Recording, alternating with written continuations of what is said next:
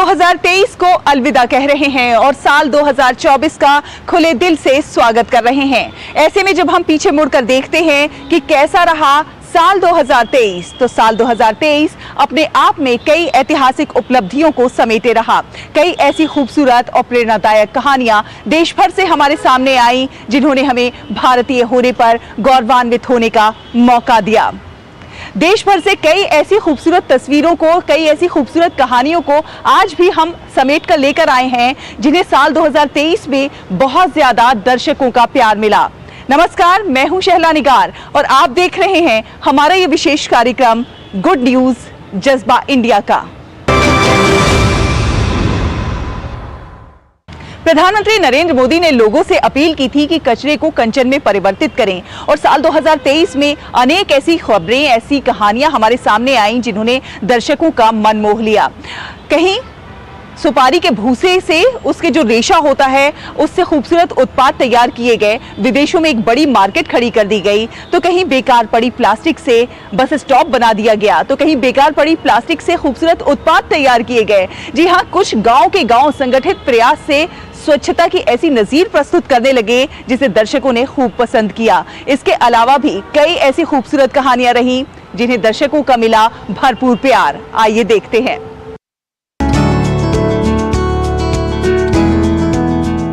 कर्नाटक के शिवमोगा में सुपारी की खेती एक बड़ा व्यवसाय है और पूरे देश में यहाँ से सुपारी खरीदी जाती है।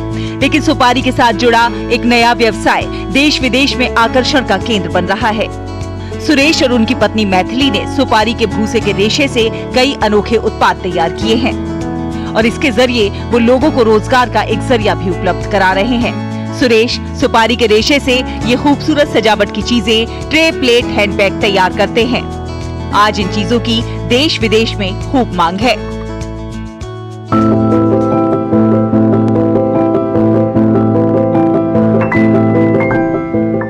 कहते हैं कि जो चीज एक आदमी के लिए कचरा है, वही दूसरे आदमी के लिए खजाना भी हो सकती है। और इसीलिए दक्षिणी कश्मीर में एक सरपंच ने अपने गांव को कचरा मुक्त बनाने के लिए एक अनोखी पहल की शुरुआत की।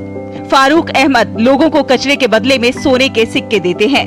ये हैरानी वाली बात है, लेकिन गांव का जो भी इंसान प्लास्टिक के कचरे नदियों नालों में जाने देने के बजाय इकट्ठा करके उन्हें देता है, उसे वो बदले में सोने का सिक्का देते हैं।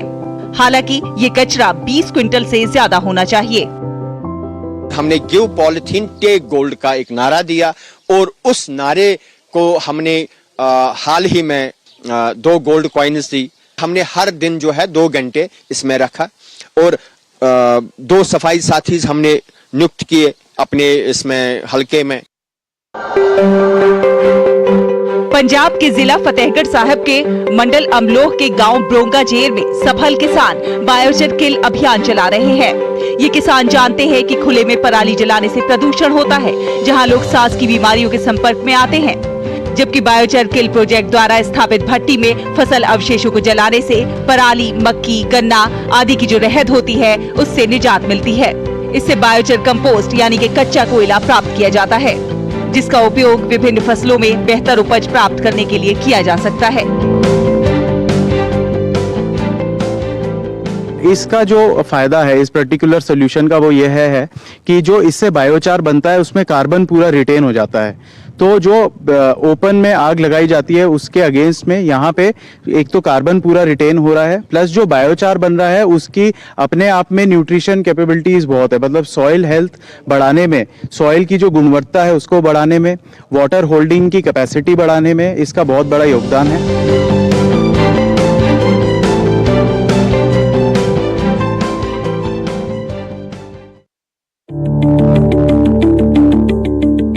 अपशिष्ट से धन, पृथ्वी को प्लास्टिक से बचाने के अथक प्रयासों में ये वर्तमान में चर्चा का विषय है।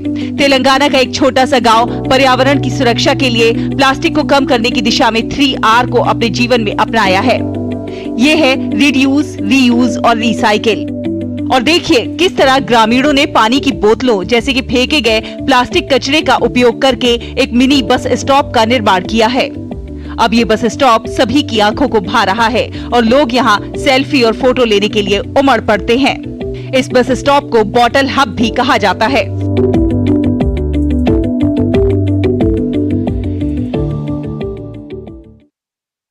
2023 कई मायनों में बहुत खास रहा। कई ऐसे नवाचारों की खबरें आई जिन्हें दर्शकों का बहुत प्यार मिला। हमने दिखाया अपने इस प्रोग्राम में कि किस तरह से जरूरत पड़ने पर किसी बुजुर्ग ने एक ऐसी कार का निर्माण कर दिया जो सिर्फ सौर ऊर्जा से चलती है, तो कहीं बहुत सारे विद्यार्थियों ने मिलकर एक ऐसी साइकिल बनाई जो कि सौर ऊर्जा द्वारा संचालित होती है, और कई ऐसी बैटरीज का भी निर्माण किया जिन्हें दर्शकों ने बहुत ज्यादा पसंद किया। इसके अलावा कई और ऐसे नवाचार हुए, जैसे कि कुकिंग ऑयल से बायोडीजल बनाकर छात्रों ने दिखाया कि वो पर्यावरण संरक्षण की दिशा में किस प्रकार अपना योगदान दे सकते हैं। तो आइए आपको दिखाते हैं कि कौन कौन से नवाचार दर्शकों को बहुत ज्यादा भाए।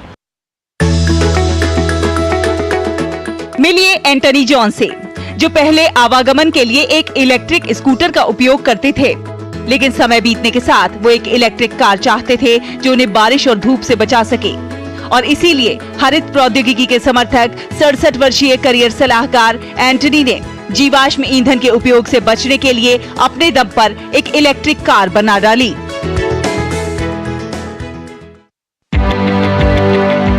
एनआईटी हमीरपुर के छात्रों ने इस्तेमाल कुकिंग ऑयल के प्रयोग से मैनुअल तरीके से बायोडीजल तैयार किया है। इस बायोडीजल के इस्तेमाल से अब जनरेटर और अन्य बायोडीजल से चलने वाले उपकरणों को संचालित किया जा सकेगा। इस उपलब्धि को संस्थान में अध्ययनरत मैकेनिकल विभाग के एमटेक विद्यार्थी विजय महतो ने हासिल किया। उन्होंने 1 लीटर यूज्ड कुकिंग ऑयल से 910 मिलीलीटर बायोडीजल तैयार किया। गौरतलब है कि बायोडीजल के इस्तेमाल से वायु प्रदूषण कम होगा, क्योंकि गाड़ियां इसके इस्तेमाल के बाद कम कार्बन मोनोऑक्साइड छोड़ेंगी। साल 2023 में सामुदायिक प्रयास से बदलती तस्वीर की खबरों को भी दर्शकों ने बहुत सराहा। कहीं गांव के लोगों ने आपसी प्रयासों से सूखी पड़ी नदी को पुनर्जीवित कर दिया, तो कहीं बंजर पहाड़ को उन्होंने खूबसूरत औषधीय वन में परिवर्तित कर दिया। कहीं जन सहभागिता से ऐसी नजीर देखने को मिली कि लोग आत्मनिर्भरता की एक नई कहानी लिखने लगे, तो कहीं बंजर भूमि में सोना उगाने की भी खबरें सामने आई। तमाम ऐसी खबरें रहीं जिन्हें दर्शकों से बहुत प्यार मिला।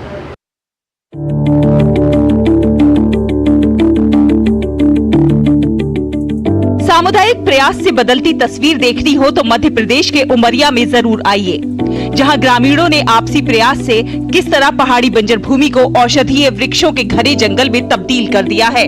आज से लगभग 20 साल पहले तक ये स्थान इस तरह हरा भरा नहीं था, लेकिन लोगों की अथक मेहनत से 20 हेक्टेयर की बंजर पहाड़ी भूमि अब औषधीय वन में परिवर्तित हो गई है। ये प्रयास है जिले के 2 गाँव ग्राम अमुआरी और तुमदर के लोगों के।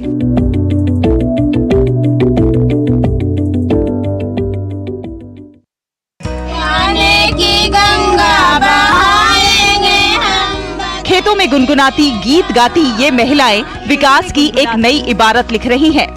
ये महिलाएं हैं गया जिले के शेरघाटी प्रखंड के नकडुपा ग्राम की, जो श्रीविधि से खेती करके न केवल अपनी आय में कई गुना का इजाफा कर रही हैं, बल्कि प्रकृति का संरक्षण भी कर रही हैं। दरअसल श्रीविधि खेती करने का एक ऐसा तरीका है जिसमें कम लागत लगती है और कम पानी की जरूरत पड़ती है, और उत्पादन होता है बेहद अच्छा। इसमें जैविक खाद का प्रयोग होता है और पशु के गोमूत्र और गोबर से खेती की जाती है। अच्छी खबरों का ये सफर अभी बहुत लंबा है। वक्त एक छोटे से ब्रेक का हुआ है। ब्रेक के उस पार अभी बहुत सारी खबरें आपको दिखानी है। कहीं मत जाइए, देखते रहिए गुड न्यूज जज्बा इंडिया का।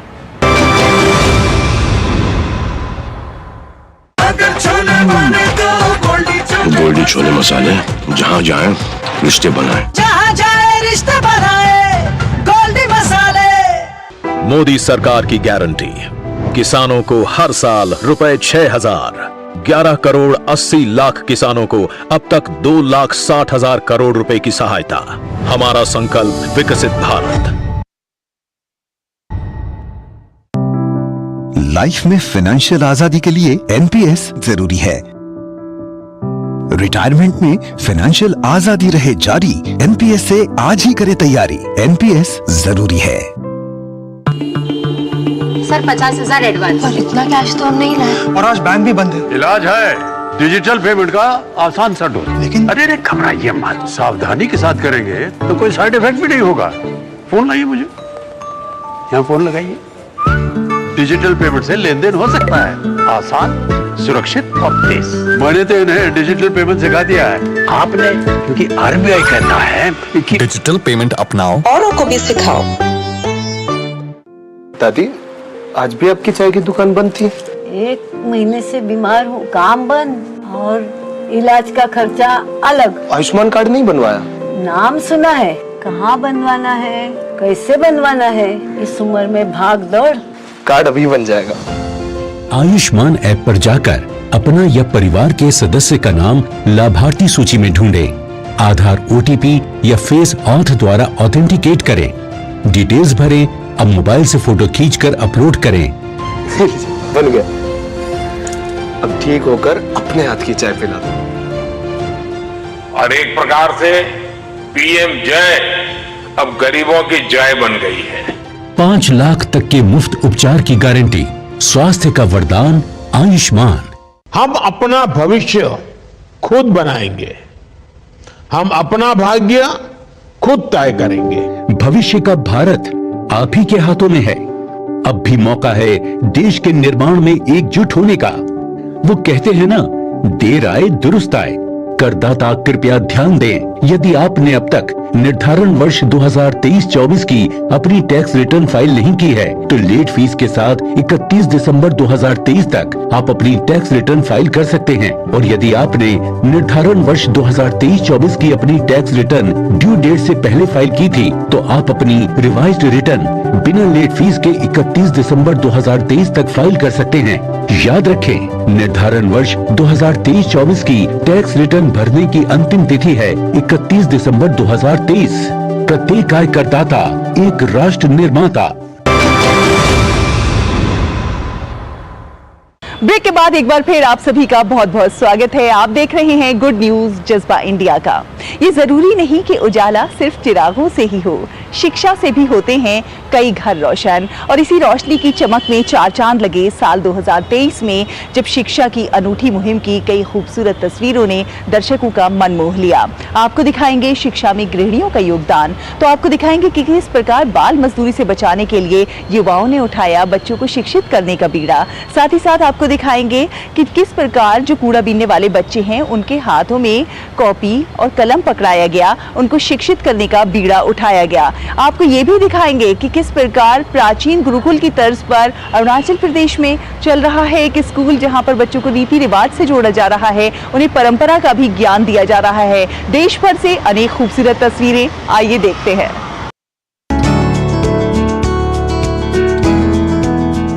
एक हाथ में लाठी और दूसरे हाथ में स्कूल का बस्ता।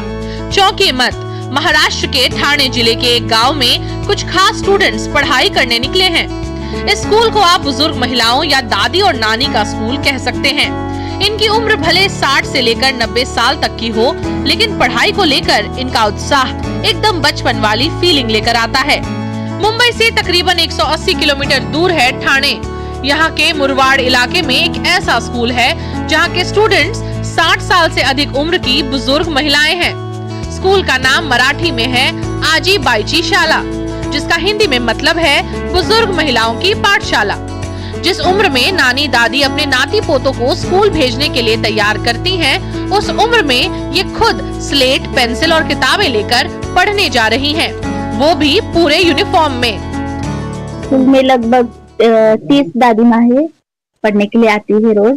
उनकी उम्र लगभग 60 साल से आगे है।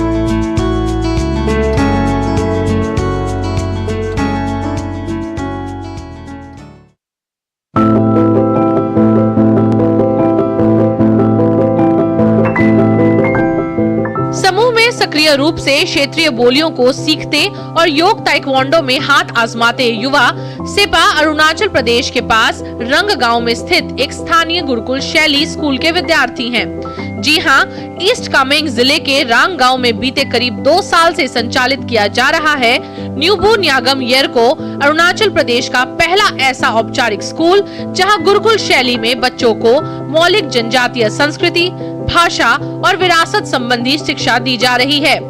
यह संस्था मौलिक जनजातीय परंपराओं, संस्कृति और विरासत को बढ़ावा देने और उन्हें सहेजने का काम भी सफल तरीके से कर रही है। इस अनोखे स्कूल के निर्माण के लिए स्थानीय पारंपरिक बांस की झोपड़ियां बनाई गई हैं, जिन्हें स्थानीय रूप से नामपू नामलो और निखी नामलो भी कहा जाता है। ये झोपड़ियां प्राचीन समय में पारंपरिक शिक्षाओं के प्रसार के लिए बनाई गई थीं और अब यहाँ ध्यान और योग की कक्षाएं संचालित होती हैं। खिलखिलाते चेहरों और नन्हे कदमों के साथ जिंदगी को जीने चले हैं हम, किताबों से दोस्ती कर नाच गाते जिंदगी को जानने चले हैं हम। घर की रचनाकार गृहिणी किसी डिग्री की मोहताज नहीं रही है। मैनेजमेंट से लेकर प्लानिंग और पैसों से लेकर पढ़ाई का ध्यान रखती ये हाउसवाइफ एक बेहतर शिक्षक है, जिसका उदाहरण है ये संध्याशाला, जहां साबरमती रिवर फ्रंट पर बस्तियों में रहने वाले गरीब बच्चों की चहेती शिक्षक बनी है ये गृहिणियां। घर की सभी जिम्मेदारियों को पूरा कर अपना वक्त निकालकर इन मासूम बच्चों को मुफ्त में शिक्षा देने का काम कर रही हैं महिलाएं।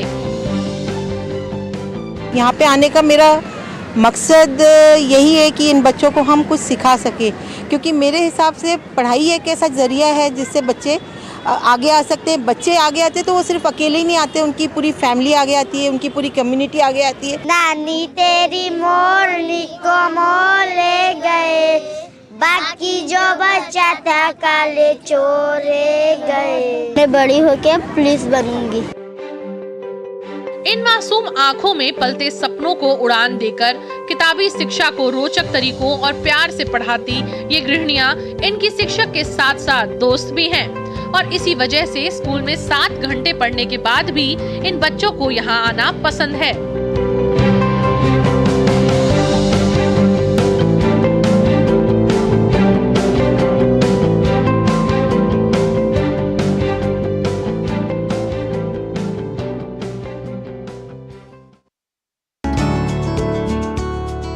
पश्चिम बंगाल में नदिया जिले के असीम मंडल के लिए निजी ट्यूशन आय का एकमात्र स्रोत है, लेकिन लगभग 5 साल पहले असीम और उसके 3 युवा दोस्तों ने बंजारा समुदाय के वंचित बच्चों के लिए एक छोटा स्कूल शुरू किया।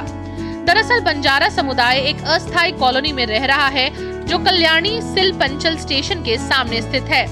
स्कूल खुलते ही मानो इन बच्चों को मंजिल की राह मिल गई। यहाँ शिक्षा से वंचित समुदाय के 40 छात्रों में 25 लड़कियां शामिल हैं। यहाँ परामर्शदाताओं ने पाठ्यक्रम को केवल शिक्षाविदों तक ही सीमित नहीं रखा है। बच्चों को नृत्य, संगीत और कला जैसी सह पाठ्यक्रम गतिविधियों में भी सबक मिलता है। यहाँ के बच्चों को पाठ के साथ नियमित भोजन भी उपलब्ध कराया जाता है। उनकी खिलखिलाती मुस्कान से उनकी खुशी साफ झलक रही है।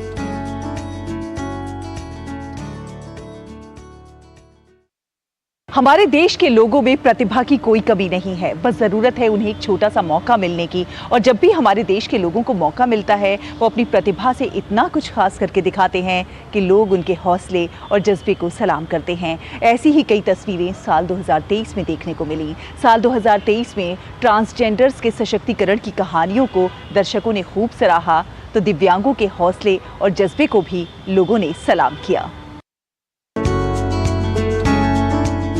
ये है गुवाहाटी रेलवे स्टेशन और यहाँ चाय की चुस्कियां लेते ये लोग अपनी अपनी ट्रेन के इंतजार में हैं। लेकिन ये टी स्टॉल कुछ खास है क्योंकि इसको चलाने वाले ट्रांसजेंडर्स हैं। सबसे खास बात ये है कि यहाँ इनके साथ कोई भेदभाव नहीं करता। ये है रानी जो इस टी स्टॉल की संचालिका है।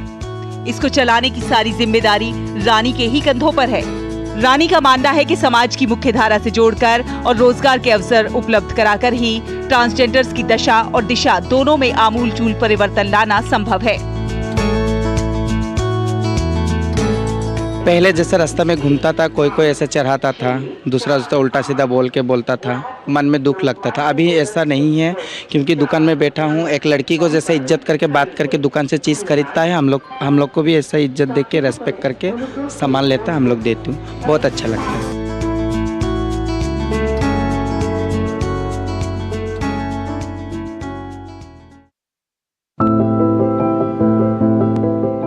मध्य प्रदेश के जबलपुर में मूक बधिर लोगों ने पोहा एंड शेड्स नाम का रेस्टोरेंट खोला है। इस रेस्टोरेंट की खासियत ये है कि इसे डिजाइन भी मूक बधिर लोगों ने ही किया है। इसे खोलने वालों से लेकर तैयार करने वाले तक सभी लोग दिव्यांग हैं। इस रेस्टोरेंट में पर्यावरण को ध्यान में रखते हुए मिट्टी के कुल्हड़ और बर्तन और पत्ते से बनी थालियों का इस्तेमाल किया जाता है और खाना परोसा जाता है। यहाँ सिर्फ इशारों में काम होता है। यहाँ ना कोई मालिक है और ना ही कोई नौकर। यहाँ पर सभी सदस्य अपनी अपनी भूमिका निभा रहे हैं और मिल बांट कर काम कर रहे हैं। रेस्टोरेंट से होने वाली कमाई भी ये लोग आपस में ही बांटते हैं। अच्छी खबरों का ये सिलसिला अभी बहुत लंबा है। अभी बहुत सारी कहानियां आपको दिखानी बाकी हैं, लेकिन वक्त है एक और छोटे से ब्रेक का। जल्द हाजिर होंगे। आप देखते रहिए गुड न्यूज जज्बा इंडिया का।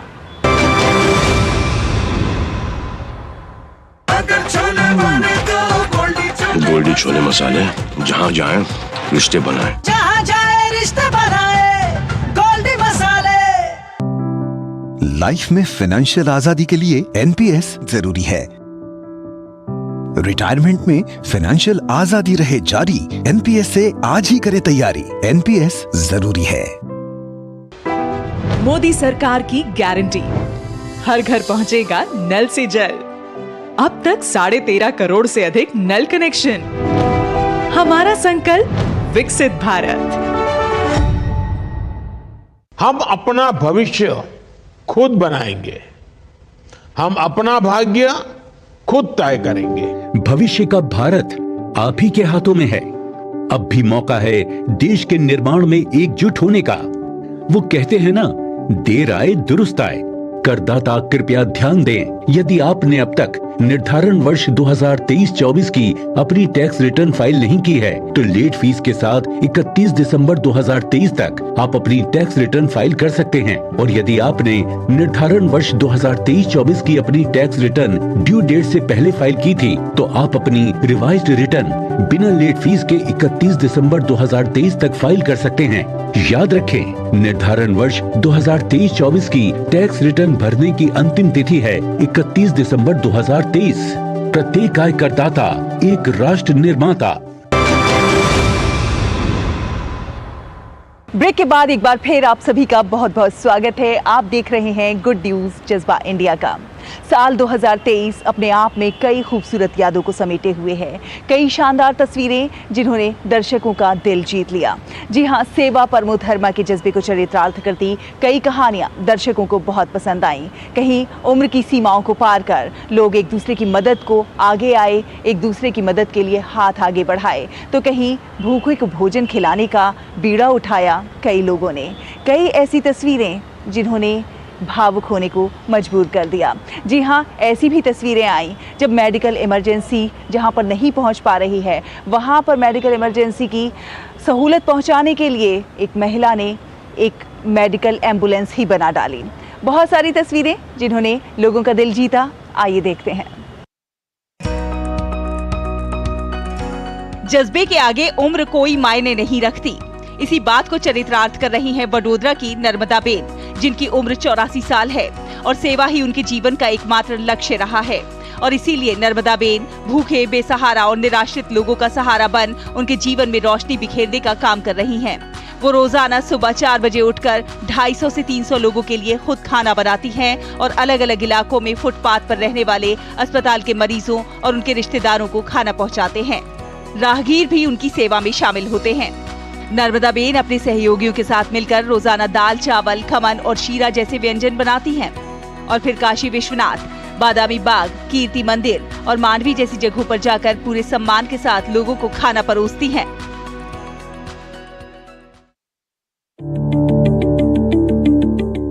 ये है कुन्नूर की राधिका शास्त्री, जिन्होंने पहाड़ों पर रहने वाले लोगों की मेडिकल संबंधी परेशानी को काफी नजदीक से समझा और फिर इसमें सुधार लाने का फैसला किया। राधिका कुन्नूर में डीम नाम का एक कैफे चलाती हैं, लेकिन अब वो मशहूर हैं अपनी एम्बुलेंस एम्बुरेक्स के कारण। राधिका ने लोगों की मदद करने के लिए एक खास एम्बुलेंस का निर्माण किया और उसे नाम दिया एम्बुरेक्स।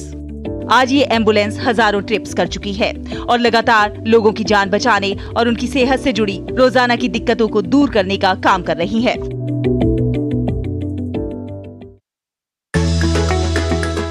आंध्र प्रदेश के सुदूर जिले श्रीकाकुलम में स्थित है एक गैर सरकारी संगठन यूथ क्लब बेज्जीपुरम। यूथ क्लब बेज्जीपुरम वंचित लोगों को सशक्त बनाने और सामाजिक मुद्दों पर जागरूकता पैदा करने की दिशा में काम कर रहा है। 20 शिक्षित युवाओं की कोशिशों से 1980 में स्थापित इस यूथ क्लब ने हजारों ग्रामीण परिवारों के जीवन को बदल दिया है।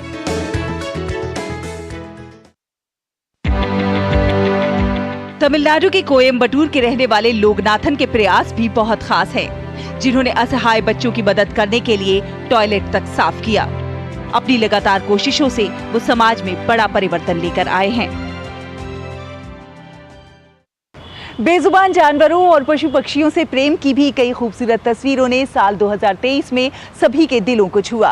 उदयपुर का गौरैया हाउस हो या अलीगढ़ का पक्षी निवास, कोबरा टीम हो या फिर डॉग्स के संरक्षण करने के लिए काम करने वाली संस्थाओं के प्रयास, इन कहानियों ने हमें बताया कि असल में मनुष्य वही है जो खुद से पहले दूसरों की सोचे, बेजुबानों के काम आए और इसके साथ ही एक संदेश भी दिया। संदेश था प्रकृति के संरक्षण का। मिलिए अलीगढ़ के इगलास के गांव दुवेंडी निवासी देवकी नंदन शर्मा से, जिन्होंने अपने माता पिता की पुण्य स्मृति में समाज के लिए कुछ अच्छा करने की ठानी और ऐसे में उन्होंने संकल्प लिया प्रकृति के संरक्षण का। पर्यावरण में सहायक पक्षियों की घटती संख्या से चिंतित इन्होंने एक अनूठी पहल करते हुए पक्षी घर का निर्माण कराया है। ये पक्षी घर 60 फुट ऊंचा है और इसमें 512 फ्लैट बने हुए हैं, जिसमें पक्षी आसानी से रह सकते हैं। फ्लैट का निर्माण इस तरह से किया गया है कि प्रत्येक मौसम में वो पक्षियों की सुरक्षा के लिए अनुकूल है। अब आसपास के लोगों की सुबह इन फ्लैटों में पक्षियों की चहचहाहट सुनकर ही होती है।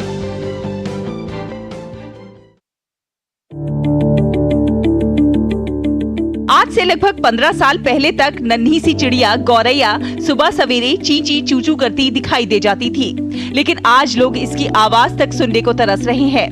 पर्यावरण के संतुलन के लिए चिड़ियों का होना भी जरूरी है और गौरैया का चहचहाना भी। गौरैया को बचाने के लिए उदयपुर के ललित लोहार ने एक अनूठी पहल की है। गौरैया के लिए उन्होंने अपने घर में घोंसले बनाए हुए हैं। उनकी इस कोशिश से पिछले 7-8 सालों में गौरैया की संख्या में बढ़ोतरी भी हुई है।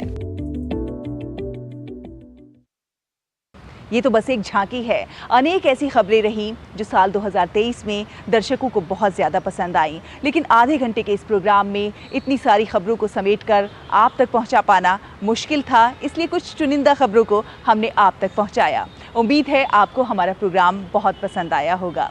हम आशा करते हैं कि जितना खास साल 2023 रहा, साल 2024 उससे भी ज़्यादा ख़ास हो, खूबसूरत हो और नए नए कीर्तिमान स्थापित करें और बहुत सारी अच्छी खबरें समेटकर हम आप तक पहुंचाएं। आप सभी के लिए साल 2024 बहुत शुभ हो। इन्हीं कामनाओं के साथ हमें दीजिए अनुमति। नमस्कार।